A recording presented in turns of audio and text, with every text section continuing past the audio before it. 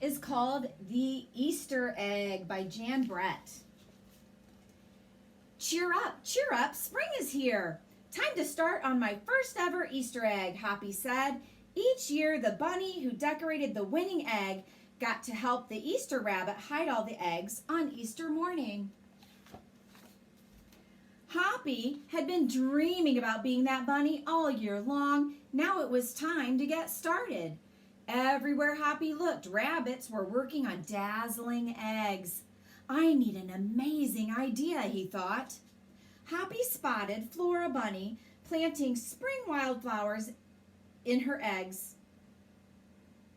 The Easter rabbit will love those colorful flowers, he thought, and started picking flowers for his egg. Here's a basket for your flowers, Hoppy, Flora said. Chop, chop, scrape, scrape, Hoppy spied Buster Birch carving a magnificent wooden egg. I wish I had some wood for my egg, he wished out loud. Well, here you go, Hoppy, Buster Birch said, and he put a smooth round piece of wood in Hoppy's basket. Thank you, Buster, Hoppy said. Hoppy was hopping along when the smell of sweetness led him out of the woods and straight to the chocolate egg that Aunt Sassafras was decorating with creamy frosting, squiggles, and bows. Hello, Hoppy, she said, and she put some chocolate squares in his basket.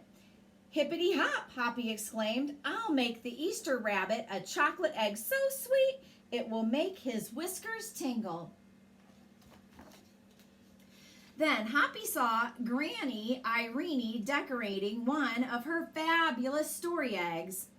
First, she traced a design on the egg with a special tool. Then she dipped the egg in pots of yellow, green, orange, and red dye, adding to the design each time. Hoppy couldn't believe his eyes. I'll never make an egg that beautiful, he told Granny Irene.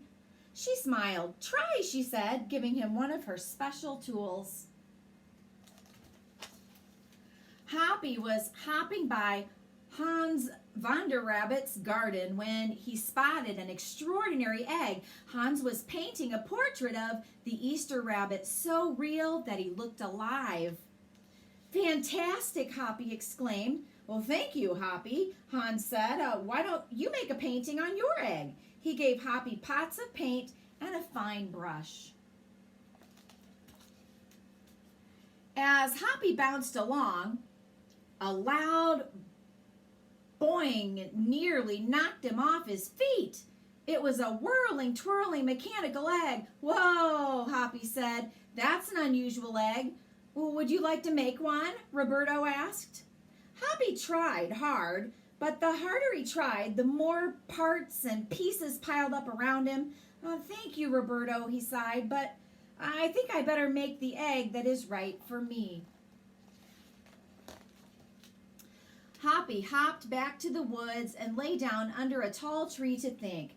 Making a beautiful egg is harder than I imagined, he thought. I guess I don't have to win. I just want to make an egg that I am proud of. Suddenly, the woods rang with the squawking of birds sounding an alarm. Mother Robin swooped down, calling wildly as if she couldn't decide where to go. An egg had tumbled out of Mother Robin's nest. Inside the perfect blue egg was a baby robin that needed its mother to keep it warm until it hatched. Hoppy knew what he had to do. He sat down carefully and covered the blue egg with his soft, warm fur. I'll take care of you the best I can, he whispered. Relieved, Mother Robin chirped and settled down on her other two eggs. Hoppy never left the robin's egg. If it was sunny and warm, he carefully turned the egg in its nest of moss. If it was rainy and cold, he kept the egg covered and dry. At night, wild animals passed by Hoppy. He crouched down and stayed hidden in the ferns. Often he heard strange noises coming from above, but Hoppy didn't run away.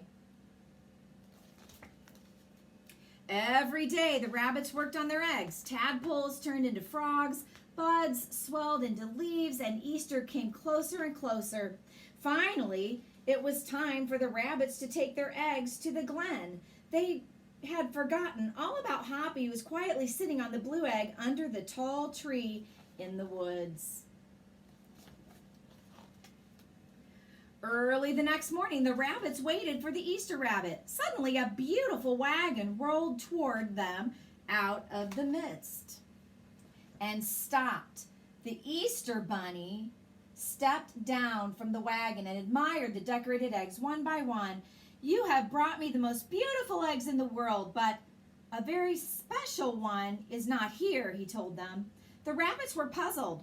Well, whose egg could it be? "Fill my wagon with your wonderful eggs," he said. "When I return, I will show it to you." And he disappeared in the woods. He came back with Hoppy, looking scruffy and bedraggled. "Hoppy has an amazing egg to be proud of," the Easter bunny told them. "He has kept Mother Robin's egg warm and safe until her baby bird hatched, and she could take care of it." The Easter rabbit placed the empty blue shell in the place of honor atop the wagon. Now they were ready to go. The rabbits cheered for the egg that had surprised them all. "It's our best Easter ever, Hoppy," they shouted. Then the brave little bunny and the Easter rabbit rode off together to hide the eggs for girls and boys to find on Easter morning.